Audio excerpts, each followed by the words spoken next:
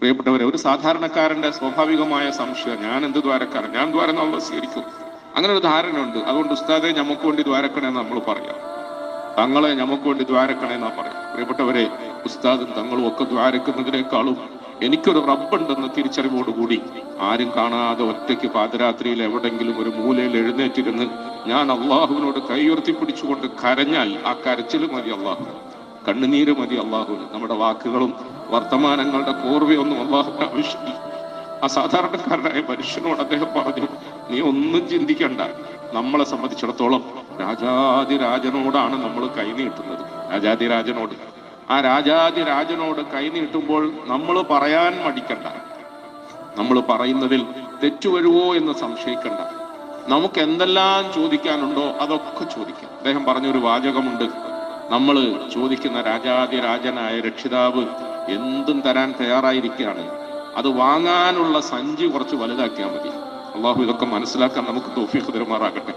ഞാൻ ബോധപൂർവമാണ് ഖുതുബ പ്രസംഗത്തിന്റെ രൂപത്തിലാക്കാത്തത്. വൈകാരികമായ നിലയിൽ ഈ നാളുകൾ ചെലവഴിക്കുകയും രക്ഷിതാവിന്റെ മുഹബ്ബത്ത് എങ്ങനെങ്കിലും വാങ്ങിയെടുത്ത് കാരുണ്യം പിടിച്ചു പറ്റി പാപമോചനം പൂർണ്ണമായ നിലയിൽ കൈവരിച്ച് എങ്ങനെങ്കിലും നരകത്തിൽ നിന്ന് രക്ഷപ്പെടാനുള്ള അത്യാഗ്രഹത്തിൽ പ്രിയപ്പെട്ടവരെ നമ്മൾ ഈ നാളുകൾ തള്ളി നീക്കേണ്ടത്. അവന്റെ നല്ല ദാസന്മാർക്ക് മാത്രം കൊടുക്കാൻ വേണ്ടി അള്ളാഹു ഒരുക്കി വെച്ചിരിക്കുന്ന സ്വർഗം സാധുക്കളായ എനിക്കും തരണേ, ഞങ്ങൾക്കും തരണേ എന്ന് പറഞ്ഞ് പാസ്സാക്കാൻ വേണ്ടിയാണ് നമ്മൾ ഈ നല്ല നാളുകളും സമയങ്ങളും ഒക്കെ വിനിയോഗിക്കേണ്ടത്. വെറുതെ പ്രസംഗിച്ച് സമയം കളഞ്ഞിട്ട് കാര്യമില്ല. അദ്ദേഹം പറഞ്ഞത് ഞാൻ ആവർത്തിക്കുന്നു, നമ്മുടെ രക്ഷിതാവ് രാജാതിരാജൻ, കാരുണ്യവാൻ, എല്ലാം കൊടുക്കാൻ തയ്യാറുള്ളവനാണ്, എല്ലാം കൊടുക്കാൻ കഴിവുള്ളവനുമാണ്. അത് വാങ്ങാമെന്ന് നമ്മൾ നമ്മുടെ കയ്യിലെ സഞ്ചി കുറച്ച് വലുതാക്കിയാൽ മതി, നമ്മുടെ കയ്യിലെ സഞ്ചി കുറച്ച് വലുതാക്കിയാൽ മതി. അപ്പൊ ആ മനുഷ്യൻ ചോദിച്ചു, എന്റെ കയ്യിൽ അതുമില്ലല്ലോ, അത് വാങ്ങാനുള്ള സഞ്ചിയോ അർഹതയോ യോഗ്യതയോ അറിവോ ഒന്നുമില്ലല്ലോ. അദ്ദേഹം പറഞ്ഞു, നീ അതും നിന്റെ രക്ഷിതാവിനോട് ചോദിച്ചു. അല്ലാഹുമ്മ ഇന്നി അസ്അലുക ഖൈറൽ മസ്അല, അല്ലാഹുമ്മ ഇന്നി അസ്അലുക ഖൈറദ് ദുആ, അല്ലാഹുമ്മ ഇന്നി അസ്അലുകൽ ഇജാബ, ഖൈറൽ ഇജാബ.